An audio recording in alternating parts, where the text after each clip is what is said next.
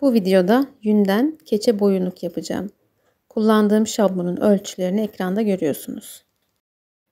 Yün şeridini şablonun sağından ve solundan taşacak şekilde ayarlıyorum.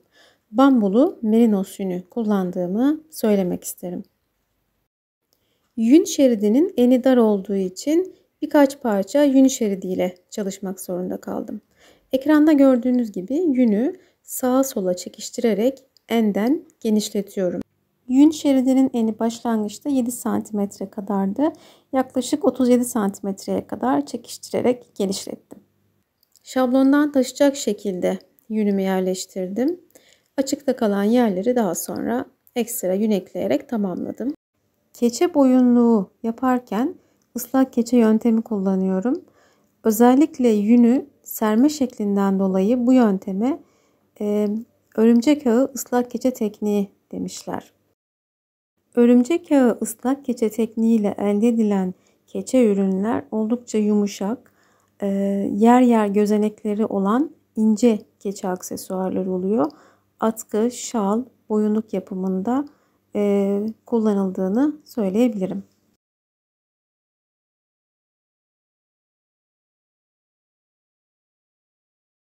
Yüzeyi süslemek için iki farklı ip tercih ettim.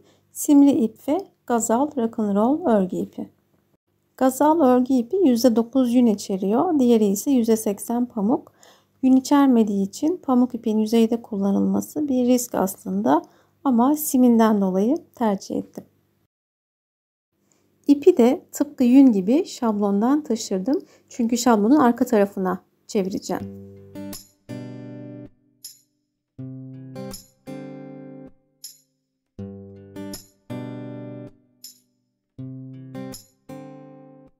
İpleri gelişigüzel yerleştirdim. Uçlarda fazla ip bıraktım. Bunları şablonun diğer tarafında birbirine bağlayarak aynı deseni tekrarlayacağım. Simli ipin yüzeyde çok daha iyi tutunması için ekstra yün ekliyorum. Ama burada eklediğim yün zeminde kullandığım yünün neredeyse yarısı yoğunlukta. İkinci kat yünü o kadar ince kullanıyorum ki zemindeki delikli görüntü yok olmasın. Ama aynı zamanda simli ip de yüzeyde sağlam bir şekilde tutunabilsin. Sadece gazal rock'n'roll ipi kullansaydım ikinci kat yünü kullanmama gerek kalmayacaktı. Bunu da belirtmek isterim. Yünü ıslatmak için oda sıcaklığında sabunlu su kullandım. Sabun olarak zeytinyağlı sıvı el sabunu tercih ettim. Şablonun kenarından taşan yünleri ıslatmamaya dikkat ettim. Çünkü şablonu ters çevirdiğimde ıslak yünleri şablon üzerine katlamak daha zor oluyor. Bu aşamada sadece ıslattım ve bastırdım. Asla ovma, keçeleme yapmadım. Kenarların çok düz olmasına hiç gerek yok. Girintili çıkıntılı olmasını ayrıca tercih ediyorum. Daha doğal, daha güzel bir görüntü oluyor. Evet, şablonu ters çevirdikten sonra kenardaki yünleri şablonun üzerine katlıyorum.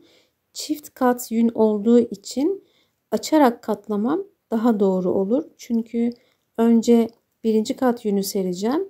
Sonra ipi yerleştireceğim ve en sonda çok ince son kat yünü yerleştireceğim.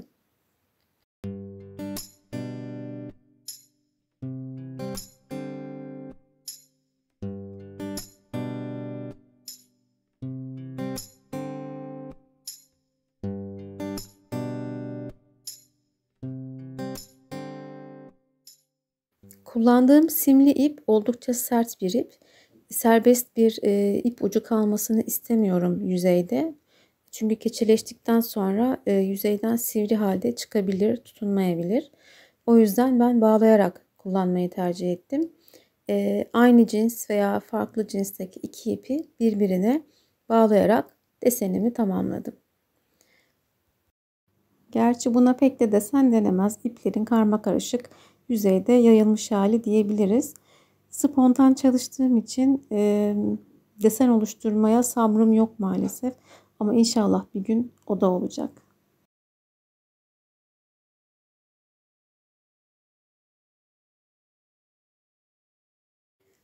Çok ince bir yün tabakası ekliyorum. Bu son kat olacak. Açıkta kalan iplerin üzerine bu son tabakayı da yerleştiriyorum. Daha sonra sabunlu suyla ıslatıp bastıracağım ve fazla suyunu alacağım.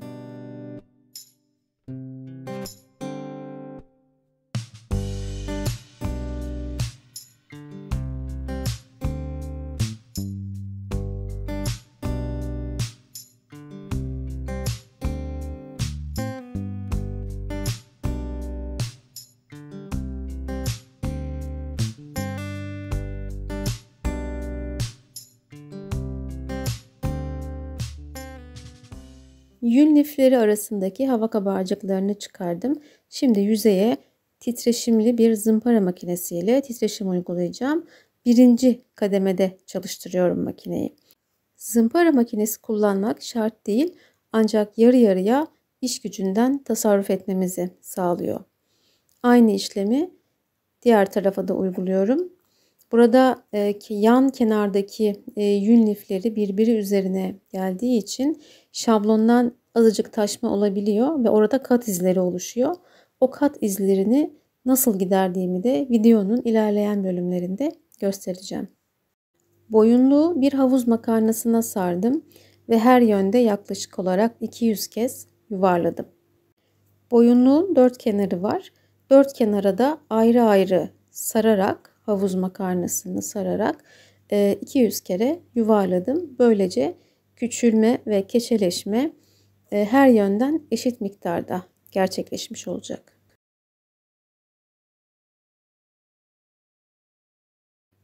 Dalgalandırma yöntemi de bazı keçe ustalarının özellikle ince keçe yapımında kullandığı bir yöntem.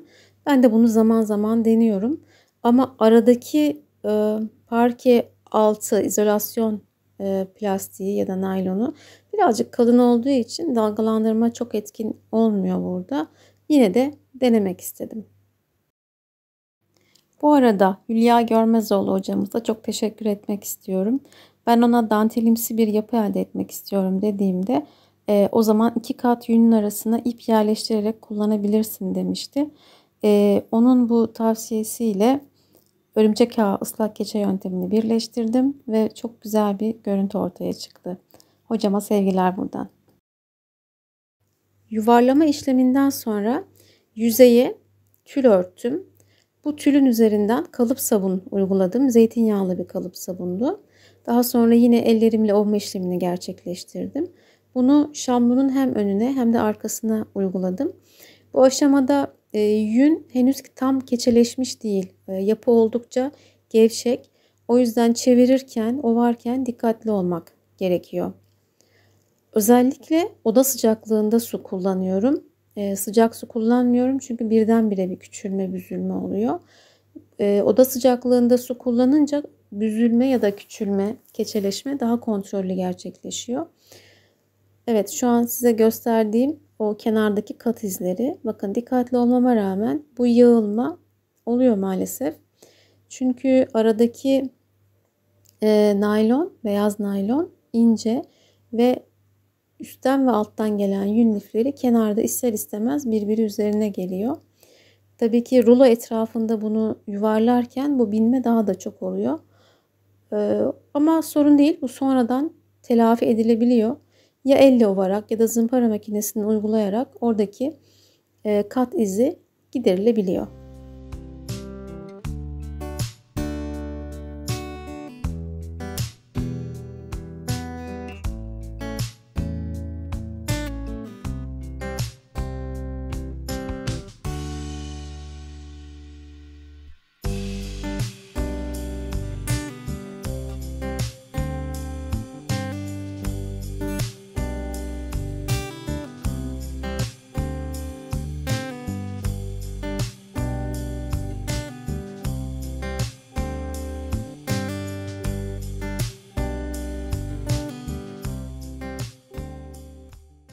Yün lifleri tamamen keçeleşmese de belli bir oranda kenetlendi.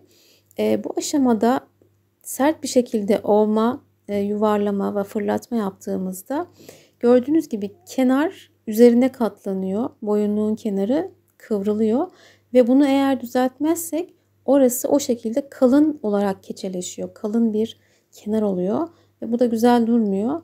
O yüzden sık sık boyunluğu açarak, kenarları düzelterek ve dikkatli bir şekilde ovarak oraların düzgün olmasını sağlıyorum. Bu kadar olmama rağmen, yuvarlamama rağmen hala istediğim küçülme olmadı. O zaman ılık su vakti gelmiş demektir diyorum. Ve bir ılık su banyosu hazırlıyorum. Ilık su hazırladım. Boyunluğu bu ılık suda birazcık duruladım. Daha sonra kalıp sabunu sürerek yeniden ovma işlemine geçtim. Çünkü keçeleşmenin birazcık hızlanmasını istiyorum. Soğuk suyla ovmaya devam edersem çok uzun sürüyor keçeleşme. Zaten bambulu bir yün. Bambulu yünler daha zor pişiyor ya da keçeleşiyor. Bu aşamada ben birazcık daha süreç hızlansın diye ılık su kullandım.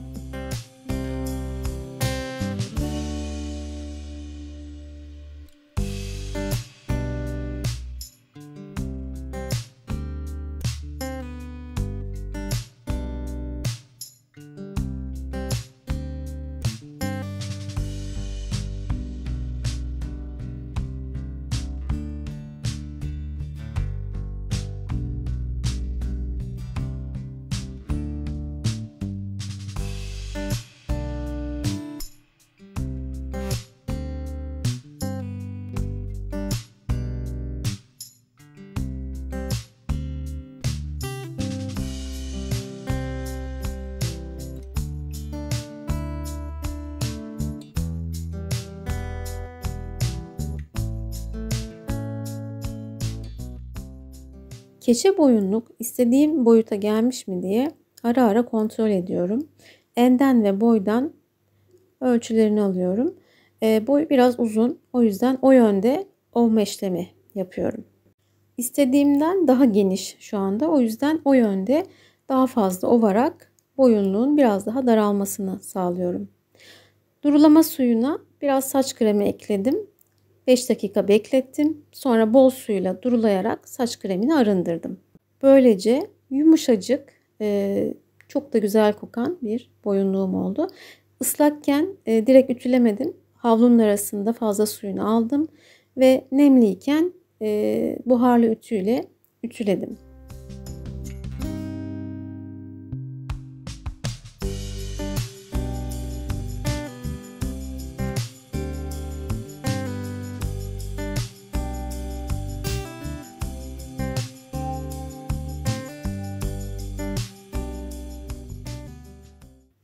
Keçe boyunluk başlangıçtan bu aşamaya kadar ne kadar küçülmüş bir bakalım. Enden ve boydan yaklaşık olarak %45-%47 oranında küçülme olmuş. Küçülme oranları önemli. Çünkü şablonu oluşturmak için ne kadar büyütmem gerektiğini bu yüzdelerden hesaplayabiliyorum ancak. Keçe boyunluğun ağırlığı 30 gram. İpleri de hesaba katarsak 30 gramdan daha az yün kullanmış oldum. Yüzeyde delikleri olan çok tatlı bir boyunluk oldu. Burada görünmese bile yüzeydeki ışıltılar ayrı bir güzellik kattı boyunluğa. Böyle degaje bir yaka gibi de kullanabiliriz. Ya da biraz daha yüksek yapıp başımızda kulaklarımızla saracak şekilde kullanabiliriz. Benden bu kadar arkadaşlar. Umarım beğenmişsinizdir. Başka bir videoda görüşmek üzere. Sevgiler, selamlar.